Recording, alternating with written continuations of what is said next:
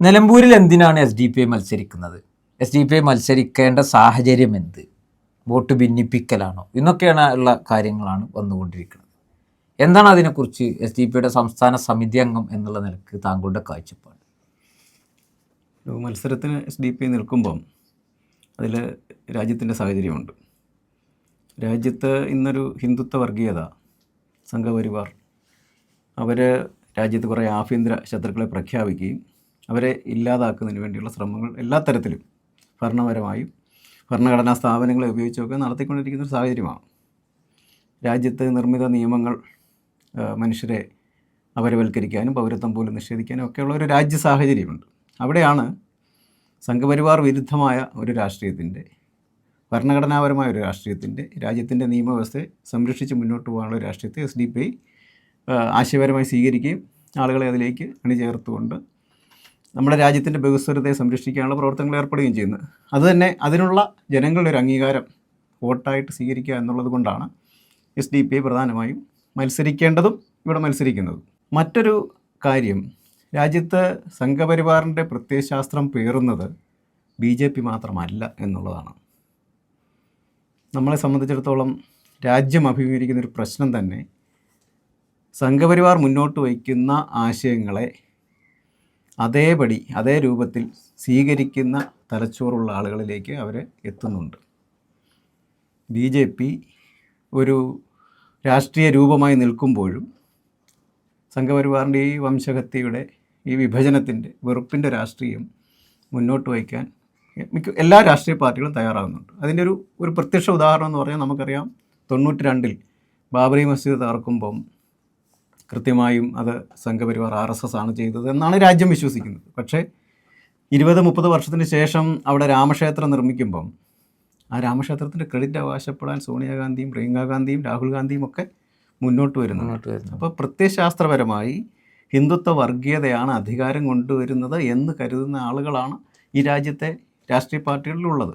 അതുതന്നെയാണ് കേരളത്തിലും സംഭവിക്കുന്നത്. കേരളത്തിലെ ന്യൂനപക്ഷ രാഷ്ട്രീയ സംഘാടനത്തെ തകർക്കാൻ ഈ രാജ്യത്ത് ഏറ്റവും കൃത്യമായി ശ്രമിക്കുന്ന ഒരു ഭരണകൂടം കേരളത്തിൻ്റേതാണ്. ഒരുപക്ഷെ ഉത്തർപ്രദേശിനേക്കാൾ ഏറെ. കാരണം നമുക്ക് CA NRC പോലുള്ള വിഷയങ്ങളിൽ, എന്തിന് ഫലസ്തീൻ കഫ്തീരിയ ധരിക്കുന്ന ഇടങ്ങളിൽ പോലും ആളുകൾക്കെതിരെ കേസെടുക്കാൻ തയ്യാറാകുന്ന ഒരു ഭരണകൂടമാണ്. അപ്പം ന്യൂനപക്ഷ സംഘാടനത്തെ തകർക്കാൻ സംഘപരിവാർ ആഗ്രഹിക്കുന്നതിനെ നടത്തിക്കൊടുക്കാൻ കേരളത്തിലെ CPMൻ്റെ ഭരണത്തിൽ സാധിക്കുന്നുണ്ട്. ഭരണഘടനാപര വിരുദ്ധമായ നിയമങ്ങളൊക്കെ നാട്ടിൽ നിർമ്മിക്കുമ്പോൾ UAP ആണെങ്കിൽ, കേരളത്തിലെ പന്തീരാംഗ UAP കേസ് നമുക്കറിയാം. CPMൻ്റെ 2 അംഗങ്ങൾ അവർ ഇസ്ലാം നാമം പേരുന്നതിൻ്റെ പേരിൽ മാത്രം ഇസ്ലാമിക തീവ്രവാദം എന്ന ചാപ്പയടിച്ചുകൊണ്ട് വലിയ പ്രചാരം നടത്താൻ CPM ശ്രമിക്കുന്നുണ്ട്. അവർക്കെതിരെ UAP അടക്കം ചുമത്തുന്ന സ്ഥിതി നമ്മൾ കണ്ടതാണ്.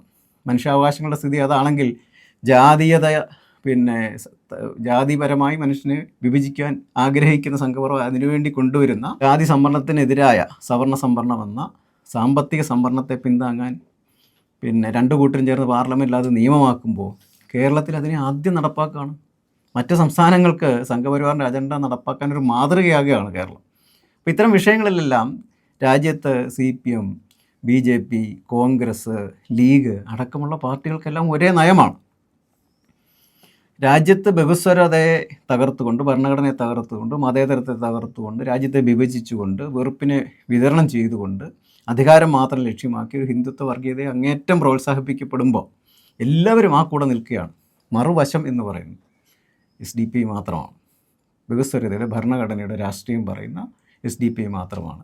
നമുക്കറിയാം, കോർപ്പറേറ്റ് പിന്താങ്ങികളായ ഒട്ടേറെ മാധ്യമങ്ങൾ സൃഷ്ടിക്കുന്ന ഒരു പൊതുബോധത്തിലാണ് എല്ലാവരും ഉറങ്ങിപ്പോകുന്നത്. അത്തരം ആളുകളെ ഉണർത്തുക, അവരെ രാഷ്ട്രീയം പഠിപ്പിക്കുക, ഭരണഘടന പഠിപ്പിക്കുക, തെരുവിൽ നിന്ന് രാഷ്ട്രീയം സംസാരിക്കുക. അപ്പോൾ ഉണ്ടാകുന്ന വലിയ എതിർപ്പും നമുക്ക് അഭിമുഖീകരിക്കേണ്ടി വരുന്നുണ്ട്. നമുക്ക് നിലമ്പൂരിലെ മനുഷ്യരോട് പറയാനുള്ളത്, നിങ്ങൾ നിലമ്പൂരിലെ ഒരു വോട്ടർ മാത്രമല്ല, നിങ്ങൾ ഈ കേരളത്തിൻ്റെ പ്രതിനിധികളാണ്. നിങ്ങൾ ഈ രാജ്യത്തിൻ്റെ രാഷ്ട്രീയ സാഹചര്യത്തെ നിർവചിക്കുന്ന പ്രതിനിധികളാണ്. നിങ്ങൾ തരുന്ന വോട്ടാണ് എല്ലാ രാഷ്ട്രീയ പാർട്ടികളെയും സ്വാധീനിക്കുന്ന ഒന്നായി മാറണം. നിങ്ങൾ SDP തരുന്ന വോട്ട് ഈ രാജ്യത്തെ മുഴുവൻ രാഷ്ട്രീയ പാർട്ടികളും ഒരു പ്രത്യയശാസ്ത്ര നിലപാട്, ഭരണഘടനാപരമായ മുഴുവൻ മനുഷ്യരെ ഉൾക്കൊള്ളുന്ന ഒരു ജനാധിപത്യത്തിൻ്റെ ഒരു പ്രത്യയശാസ്ത്ര രൂപം സ്വീകരിക്കാനുള്ള നിലപാടായി മാറണം. അതായത് അത്തരമൊരു നിലപാട് ഇന്ന് ഒരു രാഷ്ട്രീയ പാർട്ടി സ്വീകരിക്കാൻ, ഭൂരിപക്ഷ വർഗീയതയെ കൊണ്ട് അധികാരത്തിലെത്താനുള്ള ഒരു രാഷ്ട്രീയമാണ് നടത്തുന്നത്. അതിന് പകരം നിലപാടിൻ്റെ രാഷ്ട്രീയത്തിന്, ഭരണഘടനാപരമായ രാഷ്ട്രീയത്തിന് എല്ലാ മനുഷ്യരും ചേർത്ത് നിർത്തുന്ന സ്നേഹത്തിൻ്റെ രാഷ്ട്രീയത്തെ എടുത്തു പറയേണ്ട ഒരു കാര്യമാണ്. അത്തരം ഒരു രാഷ്ട്രീയത്തിന് നിങ്ങൾ പിന്തുണ നൽകുമ്പോൾ എല്ലാവരും മനസ്സിലാക്കുന്നവർ ഇന്ന് എല്ലാ മനുഷ്യരുടെയും കഴുത്തിൽ നിയമങ്ങളുടെ വലിയ കുരുക്കാണ്. ഇന്ത്യൻ പാർലമെൻറ്റിൽ BJP സംഘപരിവാറിനുള്ള എണ്ണം ഉപയോഗിച്ചുകൊണ്ട് അവർ നിർമ്മിക്കുന്ന നിയമങ്ങൾ, അത് വഖഫ് ആയാലും UAP ആയാലും എണ്ണം പറഞ്ഞ ഒട്ടേറെ പശു ഗോസംരക്ഷണ നിയമം, മതപരിവർത്തന നിരോധന നിയമം, അതിലൊക്കെ പെട്ടുപോകുന്ന മുസ്ലിങ്ങളല്ല, ക്രൈസ്തവരാണ് ഏറ്റവും കൂടുതൽ മതപരിവർത്തന നിരോധന നിയമത്തിന് കീഴിൽ ഇന്ത്യയിൽ അറസ്റ്റിലാകുന്നത്. അപ്പോൾ അത്തരം സാഹചര്യങ്ങളിലൊക്കെ ഈ പെട്ടുപോകുന്ന മനുഷ്യരുടെ ഒരു രാഷ്ട്രീയത്തെ ഉയർത്തിക്കൊണ്ടുവരാൻ നിയമങ്ങൾ ഇങ്ങനെ എല്ലാ മനുഷ്യരും കരുത്തി കിടക്കുകയാണ്. അത് ഓരോരുത്തരെ കുരുക്കുന്നതനുസരിച്ച് കഴുത്തിൽ ഈ കുരുക്കുണ്ടെന്ന് അറിയാതെ കൈയടിക്കുന്നവരായി വികസ്വര സമൂഹം മാറുകയാണ്.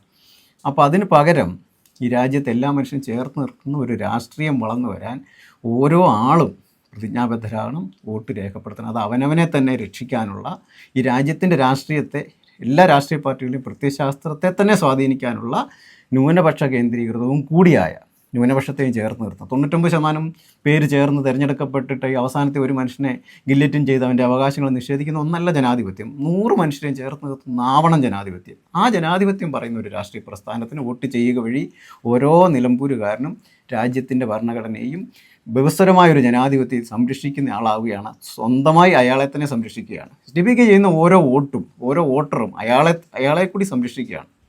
കാരണം ഈ രാജ്യത്തിൻ്റെ രാഷ്ട്രീയങ്ങളുടെ പ്രത്യയശാസ്ത്രം മാറേണ്ടതുണ്ട്.